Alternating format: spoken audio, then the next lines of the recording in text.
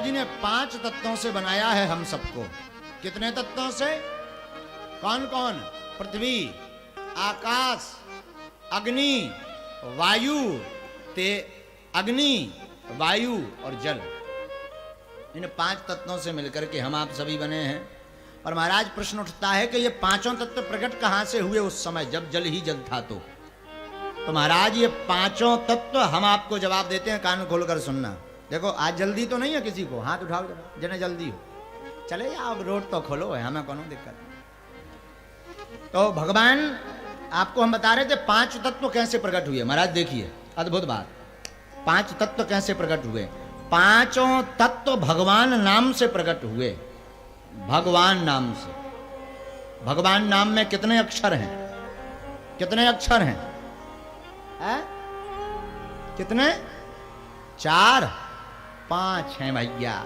मैं स्कूल के पास यहाँ पढ़ाता रहा हूं। सुनो, पहला अक्षर भा, दूसरा अक्षर ग, तीसरा अक्षर वा।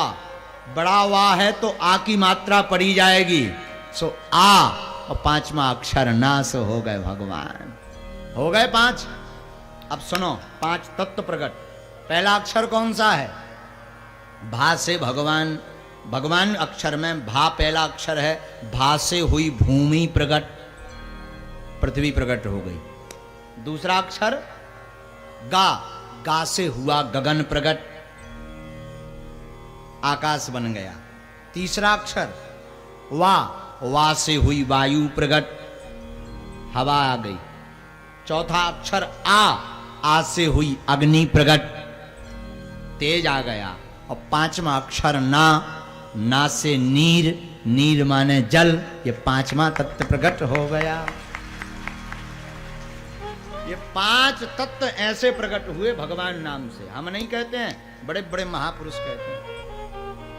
ये नई बात है, इसलिए गोस्वामी जी लिखते हैं छेती जल पार गगन समीरा।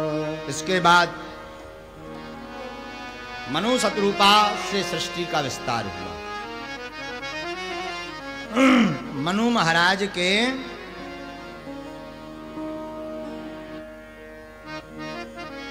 3 बेटियां 2 बेटा भय। 2 पुत्र हुए, एक का नाम था प्रियव्रत, एक का नाम था उत्तानपाद। 3 बेटियां हुई मनु महाराज के, आकुति, देवहूति, प्रसूति।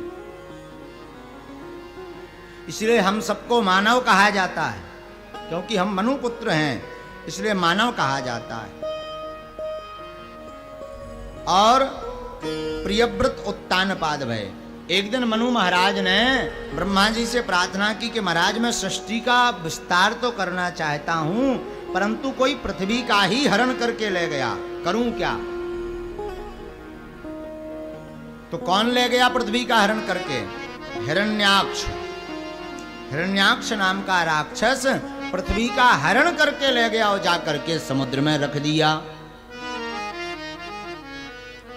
और हिरण्याक्ष का नाम सुनते ही ब्रह्मा जी को छींक आ गई। छींक आई तो देखते ही देखते इतनी छींक आई कि नासिका रंध्र से ब्रह्मा जी के 12 भगवान प्रकट हो गए।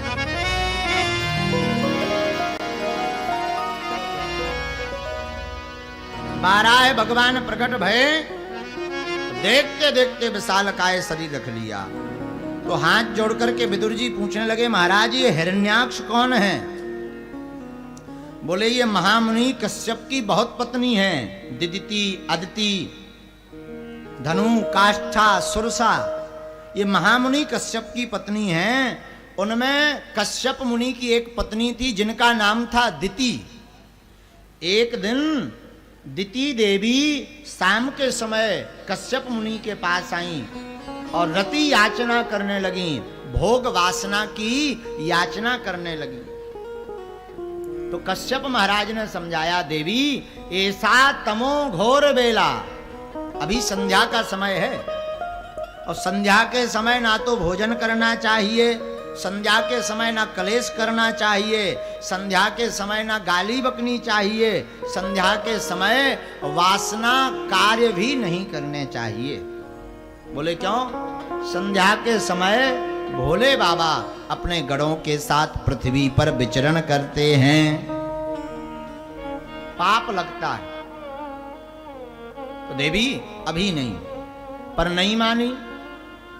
जब वासना शांत हो गई तो दिति देवी को बड़ा पछतावा हुआ, और संध्या के समय वासना की और गर्भ ठहर गया। गर्भ ठहरा तो इनकी कोख में दो भयंकर राक्षस आ गए। एक का नाम फिर हिरण्याक्ष पड़ा, एक का नाम हिरण्यकश्यपु पड़ा। महाराज 100 वर्षों तक ये गर्भ में रखी रही। जब सब जगह जलने लगा तो प्रार्थना करने लगी कि ऐसा क्यों हुआ। ब्रह्मा जी से देवताओं ने प्रार्थना की कि जलन क्यों हो रही। तो किसी ने कहा दिति देवी गर्भ में राक्षस रखे हुए इसलिए ऐसा हुआ। बाद में देवताओं ने कहा तो प्रसव पीड़ा हुई और 2 राक्षस प्रकट भये। एक का नाम हिरण्याक्ष पड़ा, एक का नाम हिरण्यकश्यप। महाराज ये दोनों भगवान के पार्षद हैं। सनत कुमार जब जा रहे थे वैकुंठ पर तो द्वारपालों ने रोक दिया, जय और विजय ने। तो श्राप दे दिया सनत कुमारों ने, जाओ तुम 3 जन्म के लिए राक्षस हो पृथ्वी पर।